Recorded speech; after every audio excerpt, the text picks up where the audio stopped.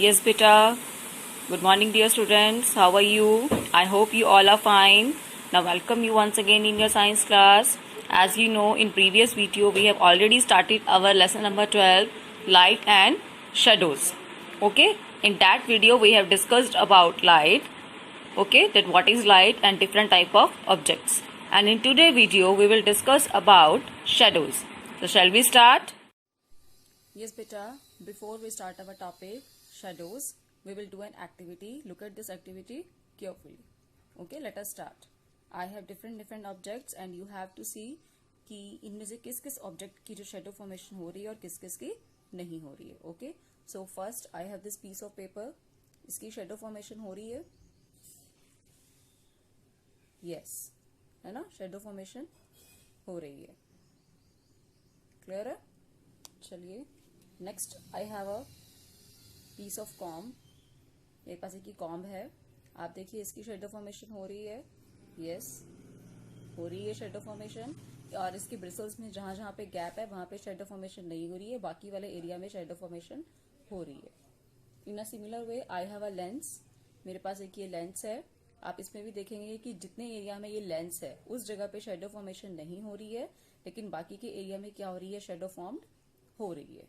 Okay, so what are the basic things which we need for the formation of shadow? First is source of light. Okay, second is opaque object. Okay, and third is screen. अब यहाँ पे मेरा screen का काम ये paper कर रहा है. सोर्स ऑफ लाइट मेरा ये फोन है.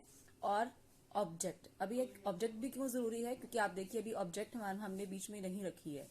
हमारे पास दो सोर्सेज हैं, है ना. एक सोर्स ऑफ लाइट है, टू थिंग्स है, और स्क्रीन है. लेकिन क्या शेडो फॉर्मेशन हो रही है? कोई नहीं.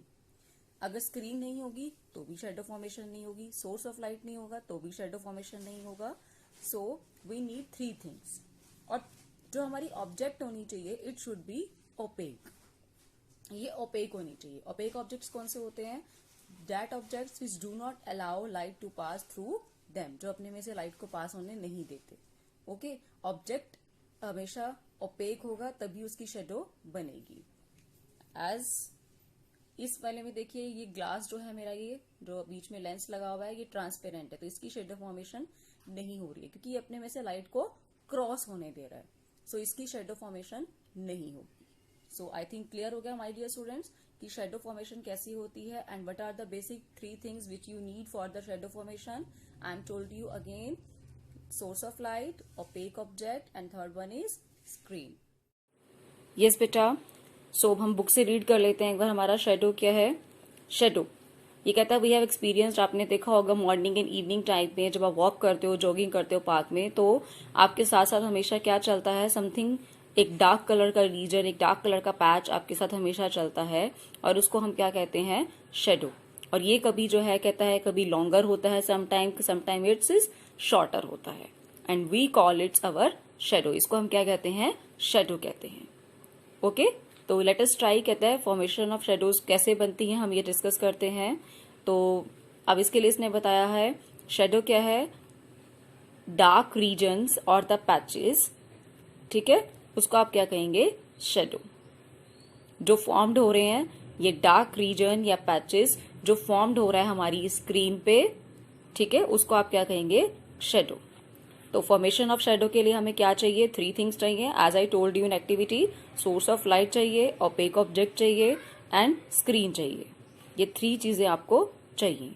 अगर इन तीनों चीजों में से एक भी चीज हमारे पास नहीं होगी तो हमारा जो है ये शेडो है, ये फॉर्मेशन नहीं होगी. ओके बेटा.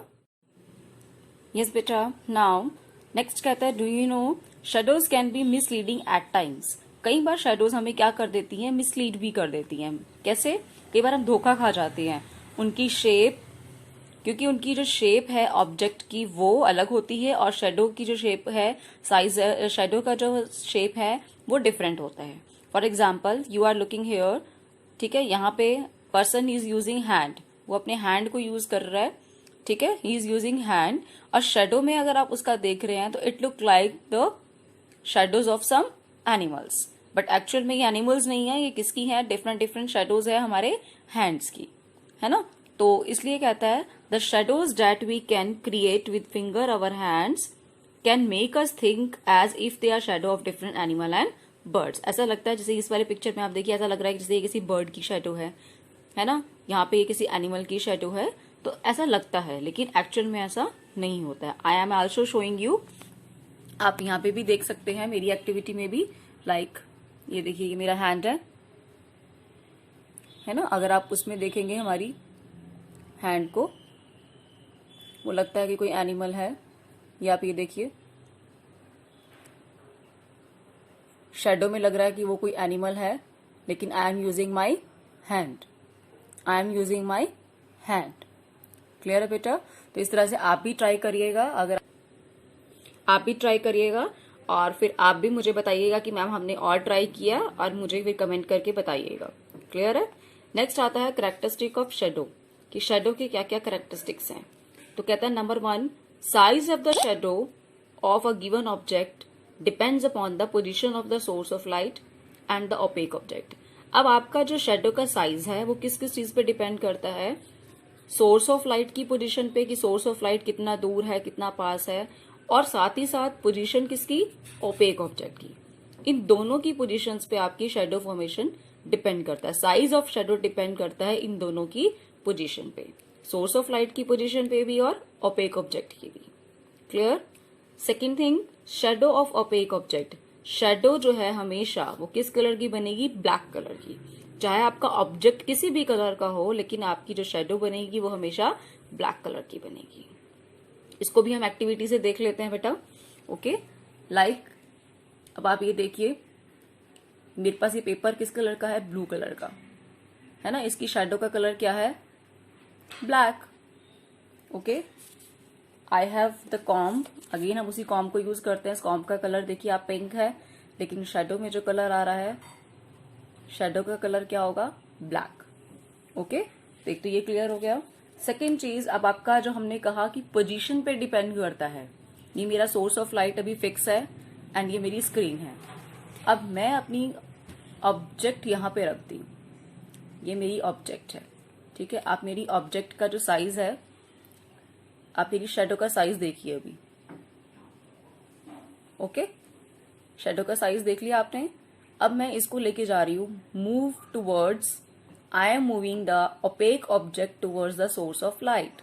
अब मैं इसको सोर्स ऑफ लाइट की तरफ मूव कर रही हूं, तो आप देखिए शेडो का साइज क्या हो गया? इंक्रीज हो गया, इंक्रीज. अब मैं इसको दोबारा बैक की तरफ मूव कर रही हूं, देखिए शेडो का साइज क्या हो गया? Decrease. Again I am moving, shadow का साइज इंक्रीज हो गया. जब हम सोर्स ऑफ लाइट की तरफ जा रहे हैं तो शेडो का साइज बढ़ गया, लेकिन जब हम इससे दूर जा रहे हैं तो शेडो का साइज छोटा हो गया. आई थिंक क्लियर हो गया होगा आपको ये भी. सेम एक्टिविटी बेटा आपकी बुक में भी दी हुई है. यहाँ पे सोर्स ऑफ लाइट है, पावरफुल टॉर्च, एक कार्डबोर्ड पीस लिया हुआ है और एक ये स्क्रीन लिया हुआ है. यहाँ पे भी देखिए जब ये सोर्स ऑफ लाइट से दूर है तो इसकी शेडो कैसी बन रही है? स्मॉल. जब हमने इस कार्डबोर्ड को यहाँ से सोर्स ऑफ लाइट की तरफ मूव कर दिया तो इसकी शेडो बन गई बिग. ओके, तो ये मैंने आपको सेम शो कर दिया है. इसके बाद हमारा जो नेक्स्ट टॉपिक है वो है solar eclipse and lunar eclipse. Clear बेटा? अब सोलर एक्लिप्स क्या होता है, ल्यूनर एक्लिप्स क्या होता है, ये आपने पढ़ा है पहले भी, सुना भी होगा. सोलर एक्लिप्स होता है सूर्य ग्रहण. क्या होता है? सूर्य ग्रहण. और ल्यूनर एक्लिप्स क्या होता है? हमारा चंद्र ग्रहण. अभी रिसेंटली भी सूर्य ग्रहण हुआ था, सोलर एक्लिप्स हुआ था ना, सूर्य ग्रहण हुआ था बहुत बड़ा. तो ये कहता है दीज आर नथिंग. एक्चुअल में क्या होता है? सूर्य ग्रहण लग जाना या चंद्र ग्रहण, दिस इज नथिंग. इसमें क्या होता है? फॉर्मेशन ऑफ शेडोज होती है. किसकी शेडो बनती है, अब हम ये देखेंगे. तो सबसे पहले हम पढ़ते हैं सोलर एक्लिप्स के बारे में. In solar eclipse we have a sun, we have a moon and earth. We are three things. Okay, sun हमारा जो है आपको पता है वो सोर्स ऑफ लाइट है, क्योंकि वो नेचुरल सोर्स ऑफ लाइट है, हम इसको यूज करेंगे. अब बात आती है मून एंड अर्थ की. आपको पता है दोनों ही रिवॉल्व करते हैं एक दूसरे के अराउंड. लेकिन जब आपका ये रिवोल्यूशन करते हुए सन, मून एंड अर्थ एक स्ट्रेट लाइन में आ जाए, ये तीनों आ जाए आपके स्ट्रेट लाइन में. ओके, और मून आ जाता है in between the sun and the earth. When the moon comes between the sun and the earth, ये सन है मेरा, ये मून है और ये अर्थ. अर्थ और सन के बीच में कौन आ गया? मून। तो अब किसकी शेडो बनेगी? ये सोर्स ऑफ लाइट है, मून की शेडो पड़ेगी अर्थ पे, है ना? तो इसको आप क्या कहेंगे? Solar eclipse. ओके, और ये कब होता है? बेसिकली हमारा न्यू मून डे पे। आपको ये चीजें याद रखनी है। इनकी एक तो पोजीशन आपको पता होना चाहिए कि मून सेंटर में होगा जब, तो सोलर एक्लिप्स, ठीक है। और जब आपकी अर्थ सेंटर में होगी, when the earth comes in centre position, जब अर्थ सेंटर में आ जाएगी सन और मून के, तो हमारा बन जाता है ल्यूनर एक्लिप्स। क्योंकि अब शेडो किसकी बनेगी? अर्थ की बनेगी। अब शेडो फॉर्मेशन किसकी होगी बेटा? अर्थ की होगी। ओके, अब ये हमारा होता है न्यू मून डे पे, और ये हमारा जो ल्यूनर एक्लिप्स है, it will occurs on, yes बेटा, I told you solar eclipse and lunar eclipse. Okay, तो हम सबसे पहले हम पढ़ रहे हैं हमारा solar eclipse. We will do an activity. I have taken 3 objects. The one is big ball, it is act like a sun, it act like a moon, and it this ball like a earth. Now look at their position. Moon, they are in straight line, and the moon is in between the sun and the earth. Moon जो है वो किस किस के बीच में है? sun and earth के बीच में है. Okay, the moon is present in between the sun and the earth. Okay, तो अब यहाँ पे हमारा जो source of light है वो है sun. तो किसकी शेडो किस पे पड़ेगी? हमारी मून की शेडो पड़ेगी बेटा अर्थ पे। Clear? That's why we call this solar eclipse. We call this eclipse solar eclipse और सूर्य ग्रहण, and it occurs on new moon day. Clear है? यस बेटा। नाउ अब देखिए, look at the positions of these 3 objects. अब इन तीनों की पोजिशन देखिए आप, सन, अर्थ एंड मून की। अब पोजिशन चेंज हो गई है किसकी? अर्थ की। Now the earth comes between sun and the moon. So अब किसकी शेडो किस पे कास्ट होगी? It is the source of light. यहां से जो लाइट आएगी अर्थ के ऊपर, और अर्थ की जो शेडो है वो बनेगी मून के ऊपर. So we call this is lunar eclipse. We call this lunar eclipse और चंद्र ग्रहण. एंड ये हमारा जो lunar eclipse है ये कब अकर होता है? It will occur on full moon day.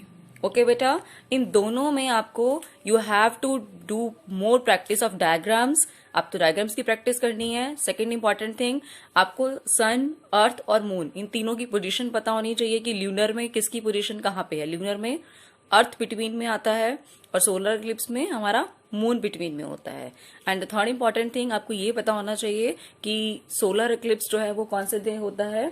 आपका न्यू मून डे पे, और ल्यूनर एक्लिप्स कब होता है? हमारा फुल मून डे पे, फुल मून डे पे। ओके बेटा, आई थिंक आपको सब कुछ क्लियर हो गया होगा।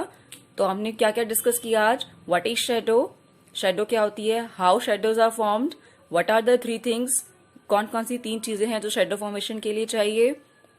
ओके, शेडो का कलर कैसा होता है, कैरेक्टरिस्टिक्स ऑफ शेडो हमने पढ़े, and after that we have discussed about lunar eclipse and solar eclipse. तो thank you my dear students, I hope आप सभी को बहुत अच्छे से समझ आया होगा।